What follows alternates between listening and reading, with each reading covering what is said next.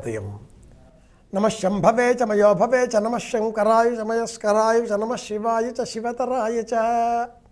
ఈనాటి విశేషం అన్నఘాష్టమి, శివారాధన, శివుడిని స్తోత్రం చేద్దాం.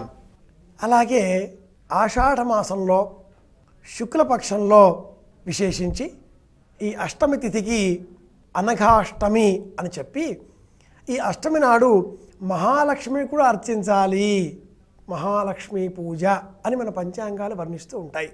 ఈరోజు మనం అమ్మవారిని కూడా స్తోత్రం చేయాలి.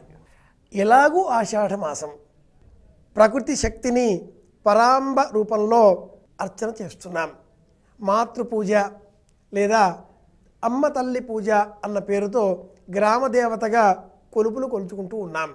ఒక్కొక్క చోట ఒక్కో విధాలుగా ఒక్కొక్క రూపాలుగా మనం ఆ రూపాన్ని అర్చన చేస్తూ ఉన్నాం.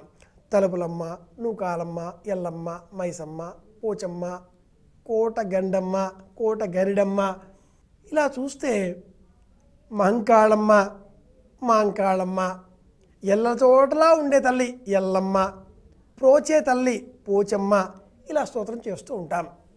మాస నియమాన్ని అనుసరించి ప్రకృతి ధర్మాన్ని అనుసరించి అమ్మవారిని ఈ మాసంలో పూజ చేయాలి. దానికి విశేషమైన తిథి అష్టమి తిథి. ఈ అష్టమి నాడు శివుడిని ఆరాధించాలి, అమ్మవారిని ఆరాధించాలి.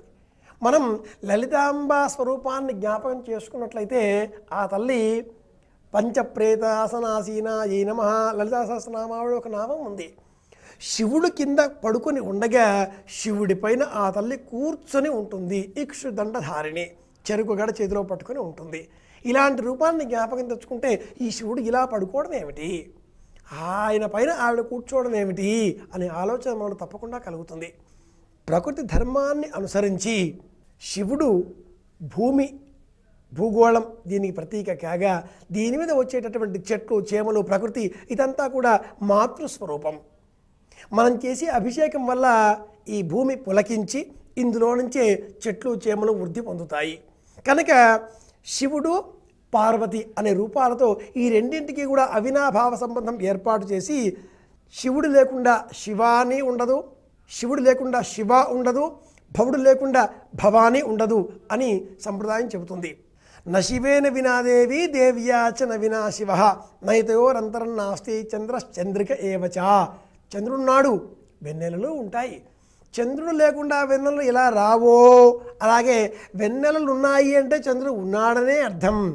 చంద్రుడు వెన్నెలను ఇచ్చి తీరతాడు.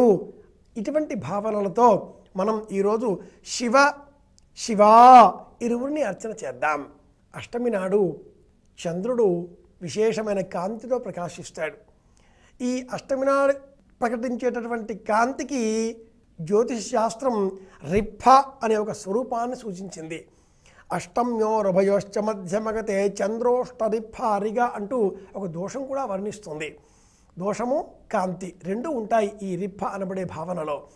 అది శుక్లపక్ష సమ్మతిమైనప్పుడు అది క్షేమకరం అవుతుంది. ఆ విధంగా కాకుండా కృష్ణపక్ష సమ్మతిమైనప్పుడు అది దోషకారణం అవుతుంది. కనుక అష్టమి నాడు శివారాధన చేయాలి. విశేషించి ఆషాఢ మాసంలో అష్టమి నాడు శివా అంటే పార్వతీదేవిని అర్చించాలి. సందర్భాన్ని చూసినట్లయితే కూడా ఈ ఆషాఢమాస ఉత్సవాలలో, జాతరలలో భాగంగా విశేషించి లాల్ దర్వాజాలో వెలిసినటువంటి బిజిలీ మహంకాళి అమ్మవారి ఆలయంలో శుక్రవారం ఈరోజు ప్రత్యేకంగా పూర్ణాహుతి విశేషించి గొప్ప పెద్ద ఎత్తున సప్తశతి హోమం కూడా చేస్తారు. సావరణి అనే వాడికి చెప్పిన ఆ కథలలో విశేషించి బ్రహ్మాండ పురాణంలో అలాగే అనేక ఇతర పురాణాలలో ఉండే ఈ కథలను మనం గమనించినట్లయితే లలితా సహస్రనామావళి కానీ సప్తశతి కానీ మనకు చాలా క్షేమం కలిగించేవి. ఋతుకాల మార్పులను అనుసరించి ఈ ఋతుధర్మాన్ని అనుసరించి వర్షాకాలంలో వచ్చేటటువంటి ఏ రోగాలు కూడా మనల్ని బాధించకుండా ఉండే నిమిత్తమై ఇలా మనం అమ్మ తల్లిని పూజించాలి. సింధులోయ నాగరికత అంటారే చరిత్రకారులు, ఇండస్ వ్యాలీ సివిలైజేషన్ అంటారే ఆంగ్లంలో. అందులో కూడా వేల సంవత్సరాలకు పూర్వం అమ్మతల్ని అర్చించినట్లుగా తవ్వకాలు తవ్వి తీశారే. ఈ అమ్మకాలలో అమ్మ తల్లిని అర్చించే విధానం ఏమిటి, సనాతన ధర్మం ఇదిగో ఇలాగే సూచిస్తుంది. కనుక great civilization and old civilization అంటారు. లేదా మోడర్న్ అంటారు ఆంగ్లంలో. అంటే గొప్ప నాగరికత, ఆధునిక నాగరికత. ఈ విభజనలలో ఆధునికులం మనం. ఇది గొప్ప నాగరికత అనుకుందామా, లేక ఈ నాగరికతకు పూర్వరూపమైన బీజప్రాయమైన నాగరికత, అది గొప్ప నాగరికత అనుకుందామా? ఏమైతేనేం ఈరోజు మనం అమ్మవారిని స్తోత్రం చేద్దాం. అలాగే అమ్మవారికి ప్రీతికరంగా సప్తశతి హోమాలని చేసిన, లలితా సహస్రనామావళిని పారాయణం చేసిన ఈరోజు తప్పకుండా విశేషమైన క్షేమం మనకు కలుగుతుంది. అమ్మవారికి ప్రీతికరంగా ఈ నామాలను చెబుదాం. లేదా శ్రీమాత్రే నమః అనే ఒక్క నామం చెప్పినా చాలు, మనకు తప్పకుండా అమ్మవారి అనుగ్రహం లభిస్తుంది అంటుంది సంప్రదాయం. ఇది ఈనాటి విశేషాంశాలు. అనఘాష్టమి. అఘము అంటే పాపము అని అర్థం. పాపము లేనటువంటి అష్టమి తిథి. ఈ రోజున మనం శివారాధన అలాగే అమ్మవారిని ఆరాధన చేద్దాం. అర్చనలో వారిరువురిని కూడా ప్రార్థిస్తూ వారి కరుణతో అందరం ఆనందంగా ఉందాం అని కోరుకుంటూ ఒక చక్కని భక్తి గీతం విందాం.